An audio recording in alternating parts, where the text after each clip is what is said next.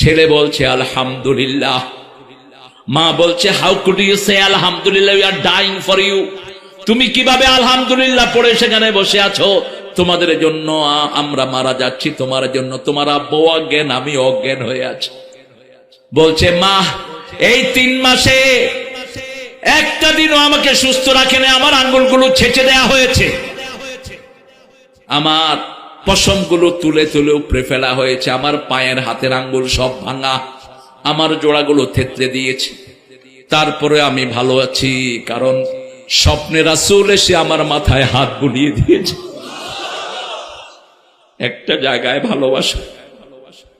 ইন্নাল্লাযীনা ক্বালু রাব্বুনাল্লাহ সুম্মা ইসতাকামু তাতানাজ্জালু আলাইহিমুল মালাঈকা আল্লা তাখাফু ওয়া লা তাহজানু ওয়া আবশিরু বিল জান্নাতিল্লাতী কুনতুম তুআদুন।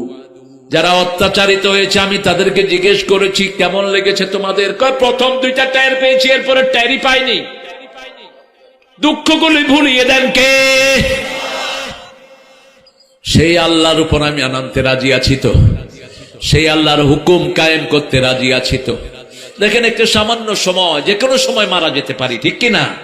আপনার ধ্যান থাকবে আল্লাহর কোরআন কায়েম হোক, নামাজ কায়েম হোক, ইসলাম কায়েম হোক, আমার যাই হয় হোক। ঠিক না ঠিক? আমার জীবন বড় নয়, বড় কার আইন? আল্লাহর আইন, কোরআন হাদিস যেখানে আমরা আছি সেখানে। আপনার ব্যক্তিগত জীবন তো যে কোনো সময় শেষ হয়ে যেতে পারে। রাসূল সাল্লাল্লাহু আলাইহি ওয়াসাল্লাম কখনো নিজের ব্যক্তিত্বের দিকে তাকাতেন না।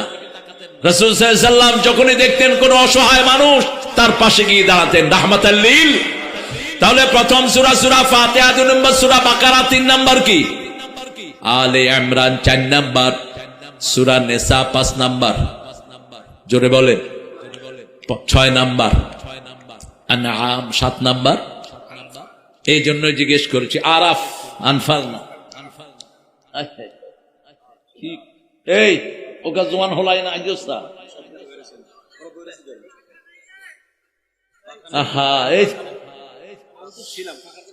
না না, এটা ঠিক না। তুই এতক্ষণ কোণে আসিস, তোর মাস্টারি হাড়ি বিকতে করে দিয়ে বাঁশি নিয়ে শুধু বাঁশি বাজাইতে হবে। এইরকম ঘুরায় দাও, ঘুরায় হালকা করে ঘুরিয়ে দাও, হালকা করে ঘুরিয়ে। 7টা সূরার ব্যাখ্যা এবং তাফসীর যে জানবে সে আলেম। বলছেন রাহমাতাল লিল আলামিন। কয়টা সূরা? 7টা সূরা। এখন আমাদের দেশে তো মাশাআল্লাহ ওয়াজ চলছে।